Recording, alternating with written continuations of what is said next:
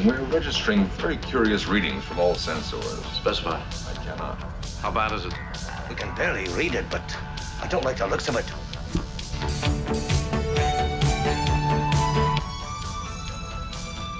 Please, not again.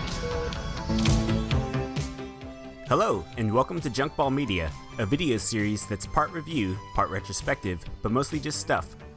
Here we go, the original USS Enterprise. She wasn't the first fictional starship, but Connery wasn't the first Bond. Elvis didn't invent rock and roll, and the iPhone wasn't the first smartphone. Yet they all defined their areas. Every single starship that has come since can be traced back to this one. She's so prominent in pop culture, we even named an actual aircraft after her. And we have aspirations of building a functional replica of her in space. So this is going to be longer than the previous videos in this series, but there's a lot to cover.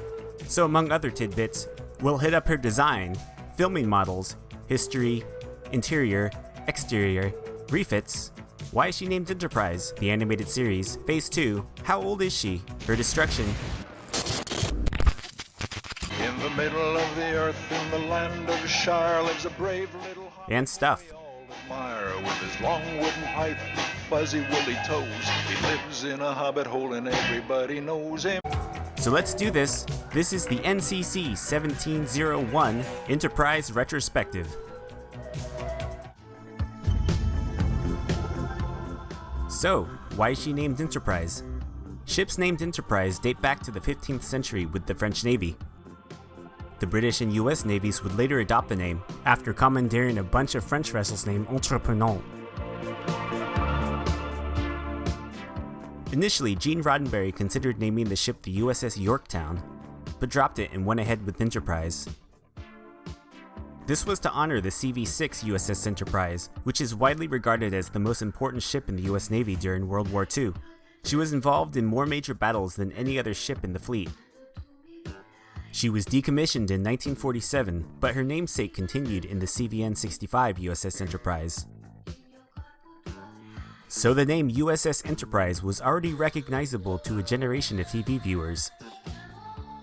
And the definition of the word, a project or undertaking, typically one that is difficult or requires effort, fit the premise of a show about space exploration.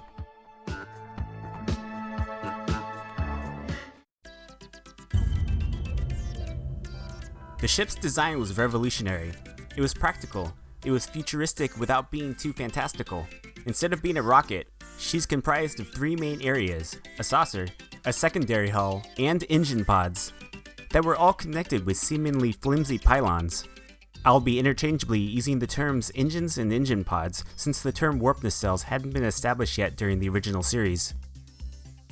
Each of these three components were designed to serve a specific purpose in housing the crew, housing the storage bay and engine room, and finally positioning the engine pods away from inhabited areas. Additionally, the ship was designed primarily for the zero-gravity environment of space, so she didn't have to look aerodynamic. This all helped establish a stronger sense of believability with the audience. The Enterprise was also fairly large compared to other fictional spacecraft that came before. That's because she was more than simply a mode of transportation to get the characters from point A to point B. She was designed to be the workplace and home of her crew. An aspect of Star Trek was that humans colonized distant planets the same way they once colonized continents. These large starships could handle the weeks, months, and even years it would take to travel to these distant planets. So the overall design of the Enterprise was practical, pragmatic, and in service of the show's premise. Bilbo Baggins, he's only 3 feet tall. Bilbo. Designing the Enterprise was a lengthy process. Gene Roddenberry hired mechanical artist Matt Jefferies to design the ship in 1964, and since he didn't have a template to work from, he went through many different design concepts. Some early concepts used a ring structure which would later be seen in set decorations of early human space travel. Another concept utilized a spherical hull, which would later be used on the Daedalus and Olympic-class ships.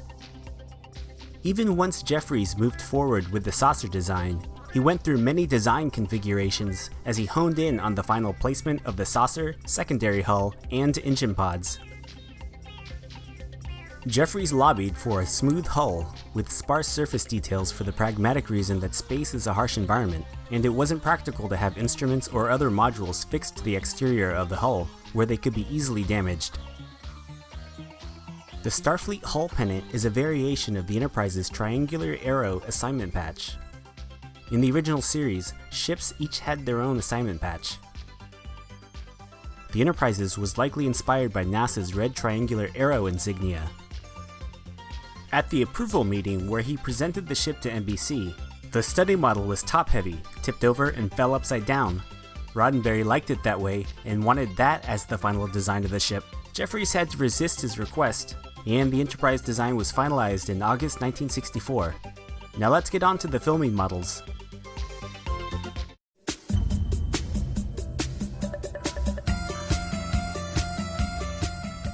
The first one constructed was a 3-foot study model.